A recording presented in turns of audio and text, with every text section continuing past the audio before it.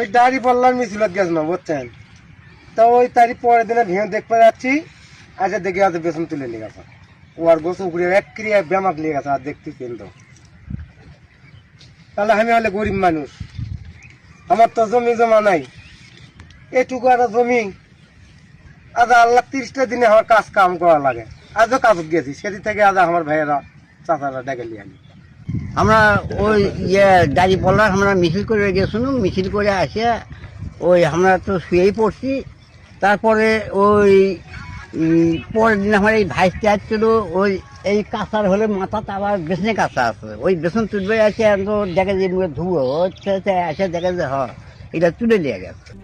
RICL TMX, যুগের পর যুগ স্থাপনা থাকে মজবুত। তা মনে করেন যে আজ মিছিলের দিনে গেছি, যাওয়ার পরে সেই রাত্রি এই ধান তুলে নিয়ে চলে গেছে। আমি আগাবেলা পাতাবেলা এক পাক করে আমি আসে দিকে যাই, ব্যাঙের যখন তুলবে তো উপরে আছে বিজনে কাছা, এখন ওটি থেকে আসে আনতো দেখি আমার ধান তুলে নিয়ে চলে গেছে।